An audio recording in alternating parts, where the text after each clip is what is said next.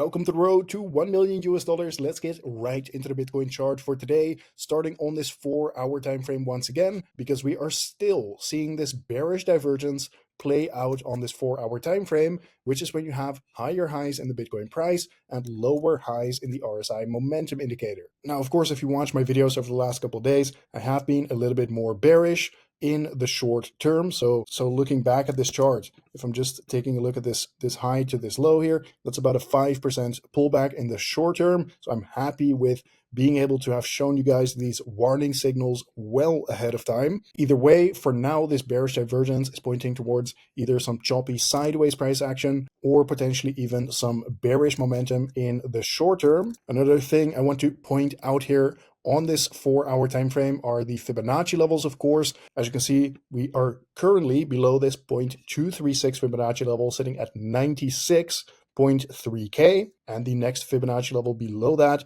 is the 0.382 Fibonacci level, sitting at 94.1K. So in the short term, I'm seeing this as a short-term level of resistance. I'm seeing this as a short-term level of support. If we actually break below that 94.1K level, then I will start looking towards this 0.5 Fibonacci level, sitting at 92.4K, and most importantly, I'm looking at this Fibonacci golden pocket sitting at about 90,000 US dollars for the Bitcoin price, because so long as we hold above this on the 1-day time frame, then I think it is still completely fine and we can just get another bounce to the upside here.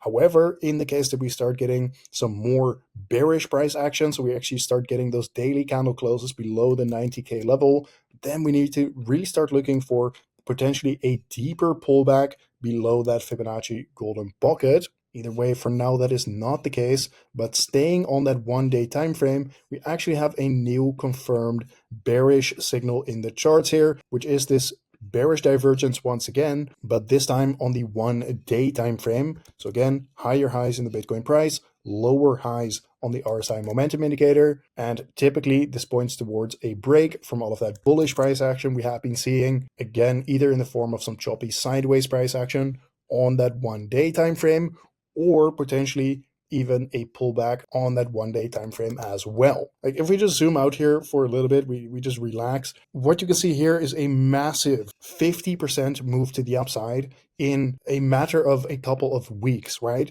So now seeing a bit of a pullback around that exact 100K psychological level of resistance, to me personally, it doesn't look crazy. And to be really honest, guys, I don't think this has to be like the end of the bull market or anything, because I'm already starting to see people talk about that. The bears are already getting quite loud here on a 5% pullback after this 50% bump to the upside. So I don't think it has to be the end of the bull market. Of course, I can be wrong, and I may flip bearish if we actually start really undercutting some of these important levels here.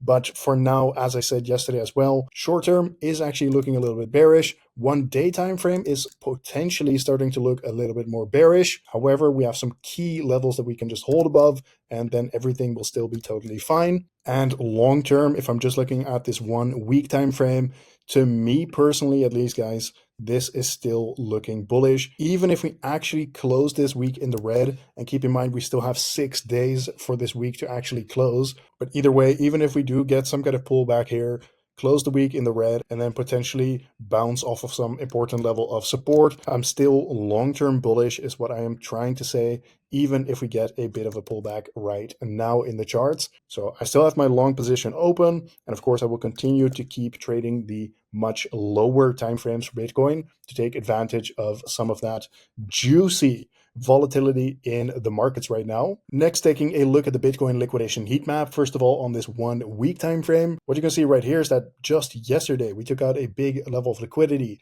to the downside at 97K. Then we kind of reversed here a little bit, grabbed about $250 million worth of Bitcoin short positions that got taken out of the market here. And then we actually reversed further to the downside to come down and potentially grab this liquidity at about 94K. So, I mean, as I'm recording this, it is looking quite likely that we are actually going to grab this level of liquidity here. Lastly, taking a look at the Bitcoin ETF flow tables. For today, I still do not have new data because it is always 24 hours late. So, of course, tomorrow I will update you guys with the most important outflows or inflows from these Bitcoin ETFs. Either way, this has been today's market update. Thank you very much for watching once again, and I will see you tomorrow in the next one.